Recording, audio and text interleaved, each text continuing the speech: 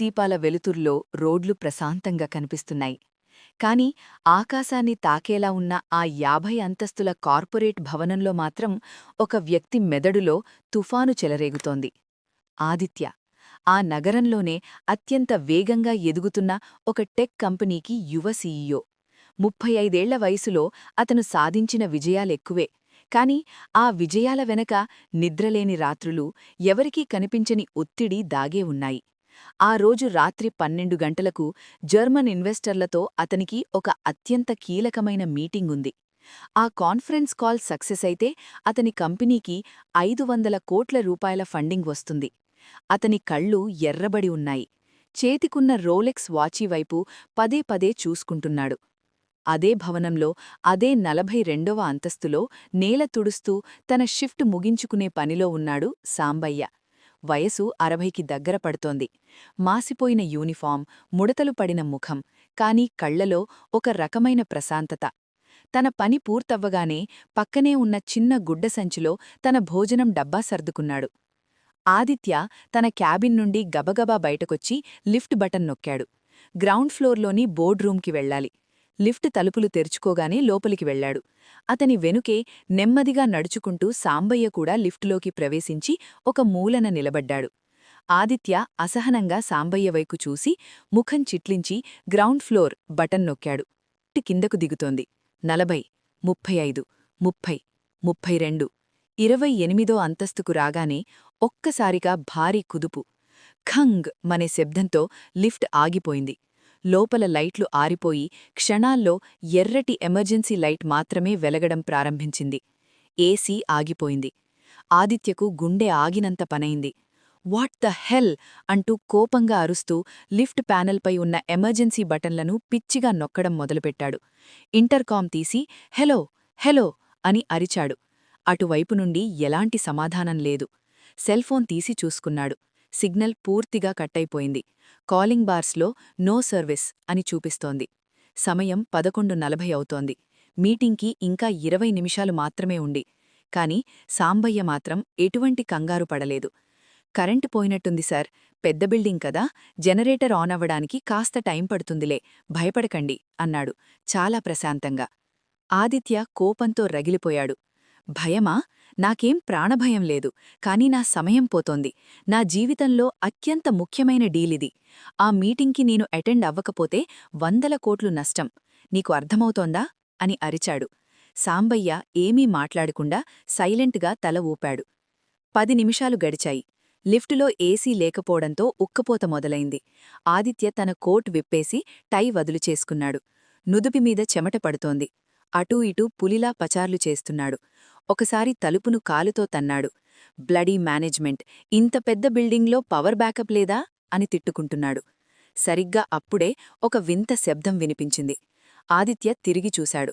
సాంబయ్య లిఫ్టులో ఒక మూలన కింద కూర్చొని తన సంచిలో ఉన్న స్టీల్ క్యారేజ్ డబ్బా తీసి తెరుస్తున్నాడు.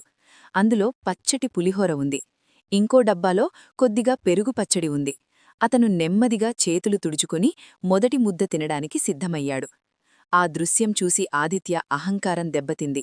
అతన్లో దాగి ఉన్న కోపం కట్టలు తెంచుకుంది. ఏయ్, నీకు బుద్ధుందా?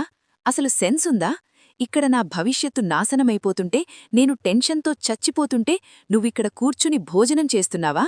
నీకివేమీ పట్టవా అని గట్టిగా అరిచాడు. సాంబయ్య ఆగి ఆదిత్యవైపు ప్రశాంతంగా చూసి, ఆకలికి కోటీశ్వరుడు పేదవాడు అనే తేడా తెలియదు కదా సార్. నా షిఫ్ట్ అయిపోయింది, ఆకలి వేస్తోంది. నేను కంగారుపడినా, తల బాదుకున్నా ఈ ఇనుప తలుపులు తెరుచుకోవు.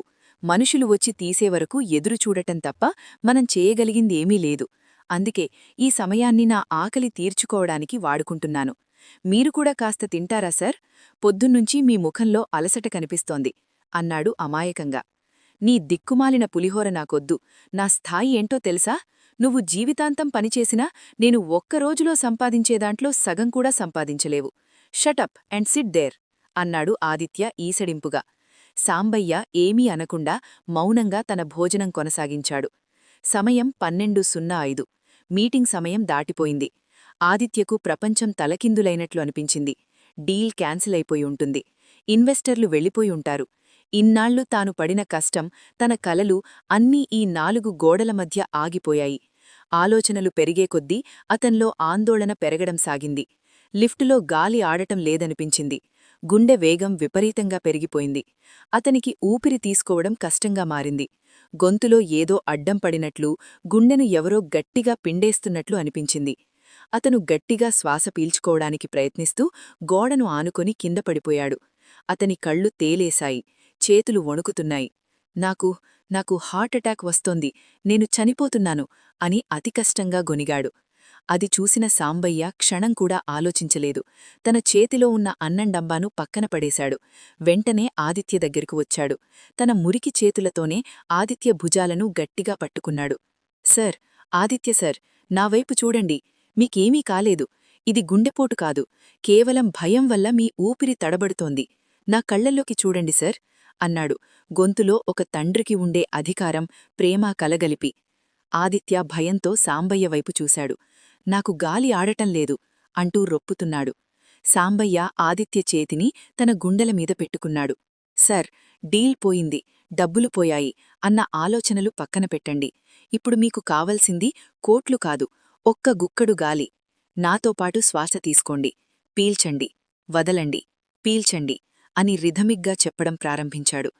కొన్ని నిమిషాలపాటు సాంబయ్య తన చేతులతో ఆదిత్యను అక్కున చేర్చుకుని ఓదార్చాడు. ఈ లోకంలో మనం సంపాదించే ఏ డబ్బు ఒక్క గుక్కెడు గాలిని కొనలేకపోయింది సేర్. నేను 2 ఏళ్ల క్రితం కరోనాతో ఆసుపత్రిలో ఉన్నప్పుడు ఆక్సిజన్ సిలిండర్ కోసం వందల మంది క్యూలో నిలబడ్డం చూశాను. ప్రాణం నిలబడాలంటే కావాల్సింది ఊపిరి సర్, బ్యాంక్ బ్యాలెన్స్ కాదు. మీ ఇంట్లో మీకోసం ఎదురుచూసేవాళ్లను తలుచుకోండి. మీ అమ్మగారినో, మీ భార్యనో, పిల్లలనో తలుచుకోండి. ఆ మాటలకు ఆదిత్య కళ్లలోంచి కన్నీళ్లు జలజలా రాలాయి. 10 ఏళ్ల క్రితం చలిపోయిన తన అమ్మ గుర్తొచ్చింది. తన 5 ఏళ్ల కూతురు రియా గుర్తొచ్చింది. ఈరోజు రియా పుట్టినరోజు. ఉదయం తను లేచేసరికి పాప పడుకుంది. రాత్రికి త్వరగా వచ్చి కేక్ కట్ చేద్దామని ప్రామిస్ చేశాడు. కాని ఈ మీటింగ్ పిచ్చిలో పాప పుట్టినరోజునే మర్చిపోయాడు. మెల్లమెల్లగా ఆదిత్య శ్వాస కుదుటపడింది. వణుకు తగ్గింది. ఆ లిఫ్ట్ ఫ్లోర్ మీద ఒకప్పుడు తాను తక్కువ చేసి చూసిన ఒక క్లీనర్ ఒడిలో తలపెట్టుకుని ఏడ్చాడు ఆదిత్య. అహంకారం పూర్తిగా కరిగిపోయి అక్కడ కేవలం ఒక మనిషి మాత్రమే మిగిలాడు. సారీ సాంబయ్యగారు, మిమ్మల్ని చాలా మాటలన్నాను, నన్ను క్షమించండి అన్నాడు ఆదిత్య చేతులు జోడిస్తూ. సాంబయ్య నవ్వి, అందులో ఏముంది సార్, మనిషి కష్టంలో ఉన్నప్పుడే కోపం ముందుకొస్తుంది. మీరిప్పుడెలా ఉన్నారు అనడిగాడు, తన వాటర్ బాటిల్లోని నీళ్లను ఆదిత్యకు ఇస్తూ. నీళ్లు తాగాక ఆదిత్యకు కొద్దిగా శక్తి వచ్చింది. ఇద్దరూ పక్కపక్కనే ఆ నేలమీద కూర్చున్నారు. నా కూతురు పుట్టినరోజు ఈరోజు. నేను ఆమెను చూసి వారం రోజులవుతోంది.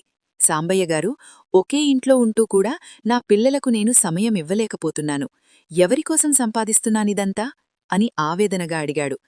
కుటుంబానికి కావలసింది మీ డబ్బు కాదు సార్, మీ సమయం. మనం ఎంత ఎదిగినా ఆకాశంలోనే ఇల్లు కట్టుకోలేం కదా. చివరికి ఉండాల్సింది నేలమీదే. మీరు సాధించాల్సింది ఇంకా చాలా ఉంటుంది. కాని ఈ ప్రయాణంలో మీ వాళ్లను వెనక్క వదిలేయకండి అన్నాడు సాంబయ్య, కింద పడిపోయిన తన పులిహోరను చూస్తూ. ఆదిత్యకు ఆయన ఆకలి అర్థమైంది. మీ భోజనం నావల్ల పాడైపోయింది అన్నాడు బాధగా. సాంబయ్య నవ్వి, పర్వాలేదు సార్, మా ఆవిడ డబ్బానిండా పెట్టింది. పైపైన ఉన్నది పడేశాను, అడుగున ఉన్నది తినొచ్చు అంటూ మళ్లీ ముద్ద పలిపాడు. ఆదిత్య నెమ్మదిగా చేయి చాపి, నాక్కూడా కొంచెం పెడతారా? ఉదయం నుండి నేనూ ఏమీ తినలేదు అన్నాడు. సాంబయ్య ఆశ్చర్యపోయినా ఎంతో సంతోషంగా ఆ ముద్దను ఆదిత్య చేతిలో పెట్టాడు. ఆ క్షణంలో ఆ పులిహోర ఏ స్టార్ హోటల్ భోజనం కన్నా రుచిగా అనిపించింది ఆదిత్యకు. సమయం 12:45. ఒక్కసారిగా లిఫ్టులో లైట్లు వెలిగాయి. పవర్ వచ్చింది.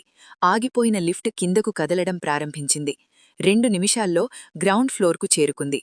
టింగ్ మనే శబ్దంతో తలుపులు తెరుచుకున్నాయి. బయట లిఫ్ట్ టెక్నీషియర్లు, సెక్యూరిటీ గార్డులు, ఆదిత్య కంపెనీ వైస్ ప్రెసిడెంట్ ఆందోళనగా నిలబడి ఉన్నారు. Sir, are you okay? Power grid fail అయింది సర్. ఫోన్ సిగ్నల్స్ అన్నీ జామ్ అయిపోయాయి. ఆ జర్మన్ క్లయింట్స్ మీకోసం ఆన్లైన్లో వెయిట్ చేస్తున్నారు. మీరు త్వరగా బోర్డ్ రూమ్కి రండి, మీటింగ్ స్టార్ట్ చేద్దాం అని కంగారుగా చెప్పాడు. ఆదిత్య నెమ్మదిగా తన కోట్ భుజాన వేసుకున్నాడు. ముఖం మీద చెమటను తుడుచుకున్నాడు. అతని ముఖంలో ఇప్పుడు ఆందోళన లేదు, అపారమైన ప్రశాంతత ఉంది. క్యాన్సిల్ ద మీటింగ్ అన్నాడు ఆదిత్య గంభీరంగా. సర్, 500 crores డీల్ సర్ ఇది. అయితే ఏంటి? వాళ్లను రేపు ఉదయం కనెక్ట్ అవ్వమని చెప్పు, లేకపోతే డీల్ క్యాన్సిల్ చేసుకోమను. నాకిప్పుడు ఈ ప్రపంచంలో అన్నిటికంటే ముఖ్యమైన పని ఒకటుంది. నా కూతురు పుట్టినరోజు. నేను ఇంటికి వెళ్తున్నాను అని స్పష్టంగా చెప్పి వెనక్కి తిరిగాడు. లిఫ్టులోనే నిలబడి ఇదంతా చూస్తున్న సాంబయ్య దగ్గరకు వెళ్లాడు ఆదిత్య. సాంబయ్య భుజం మీద చేయి వేసి, రండి సాంబయ్యగారు, మీ షిఫ్ట్ అయిపోయింది కదా, మిమ్మల్ని మీ ఇంట్లో డ్రాప్ చేసి నేను మా ఇంటికి వెళ్తాను అన్నాడు నవ్వుతూ. సాంబయ్య మొహమాట పడుతూనే ఆదిత్యతో పాటు నడిచాడు. ఆ పెద్ద గ్లాస్ డోర్స్ దాటుకొని బయటకు వస్తుండగా చల్లటి గాలి వారిని తాకింది. ఆదిత్య ఆ గాలిని దీర్ఘంగా పీల్చుకున్నాడు. ఆ క్షణంలో అతనికి అర్థమైంది, తాను ఇన్నాళ్ళూ బతుకుతున్నాడు కాని నిజంగా ప్రాణంతో ఊపిరి పీల్చుకుంది మాత్రం ఈరోజే అని. $1 బిలియన్ సీఈఓ, ఒక సాధారణ క్లీనర్, ఇద్దరూ భుజం భుజం రాసుకుంటూ చీకటిని చీల్చుకుని వెలుగువైపు అడుగులు వేశారు. ఆ 42వ అంతస్తు వాళ్లకి ఒక ముగింపుని కాదు, జీవితం అంటే ఏంటో నేర్పిన కొత్త జన్మనిచ్చింది. మీకీ కథ నచ్చిందా? ప్లీజ్ లైక్ చేయండి, షేర్ చేయండి, సబ్స్క్రైబ్ చేసుకోండి. బెల్ ఐకాన్ను ట్యాప్ చేయడం మర్చిపోకండి. మరిన్ని ప్రేరణాత్మక కథల కోసం మా ఛానల్తో కొనసాగండి. ఇంతవరకు మాతో ఉన్నందుకు ధన్యవాదాలు. కొత్త ఆలోచనలు, కొత్త పాఠాలతో వచ్చే కథలో కలుద్దాం. అప్పటివరకు ఆరోగ్యంగా ఉండండి, ఆనందంగా ఉండండి.